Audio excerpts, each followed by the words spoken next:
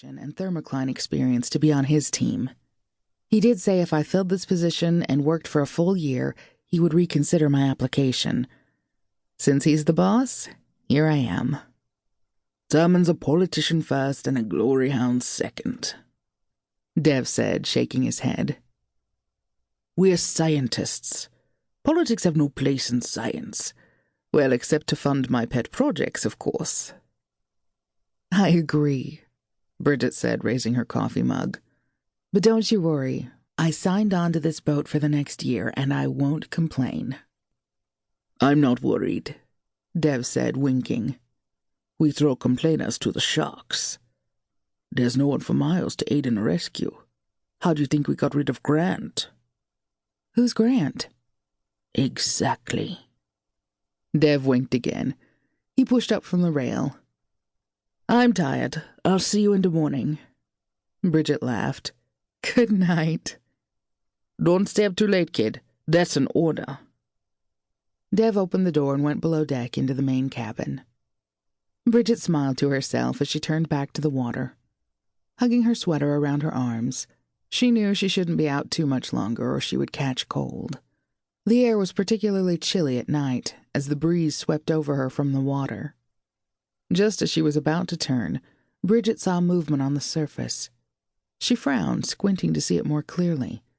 It was probably just a dolphin pod or something swimming past. She leaned over the rail. As the boat moved ahead, she saw that it was something floating on the water. She stiffened. Man overboard, she whispered. Where had he come from? Springing into action, she ran to the cabin door and yelled, Man overboard! Man overboard! Someone was playing a guitar and the music came to a sudden halt, punctuated by the rise of voices. Nearly a dozen scientists rushed out from the cabin, some carrying life vests and first aid kits.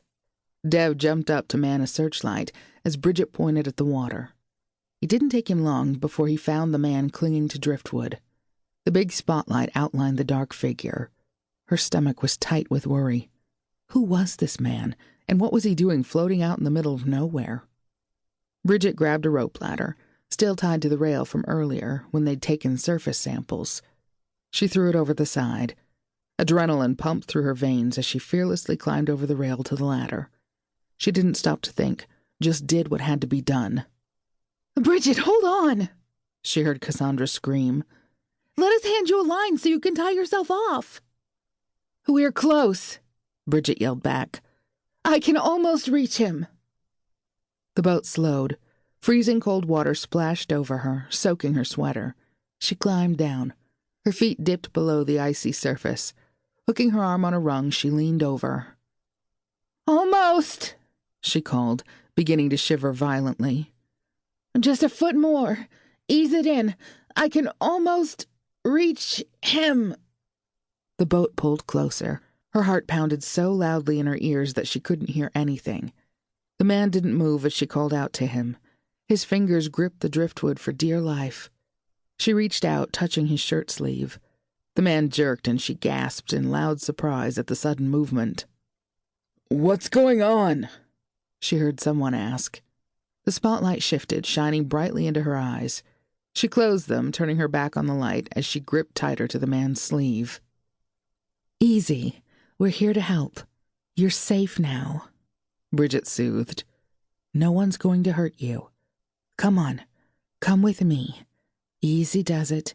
There you go. The man started moving, grasping at her as he tried to pull himself out of the water. His heavier weight strained her arm on the rung. Bridget grunted in pain, trying to hold on to the man and the ladder. Calling up, she said, I've got him, but I need help lifting him up. Hands instantly came over the side to help her. Together they managed to get him up over the rail. Bridget stayed on the ladder, looking around. She climbed up a few rungs, getting her lower legs out of the freezing water. Are there any others? She asked, coughing lightly. Find out if there are any others. Bridget, come up, Dev yelled. We're going to circle around the area. Not seeing anyone in her immediate area, Bridget climbed up.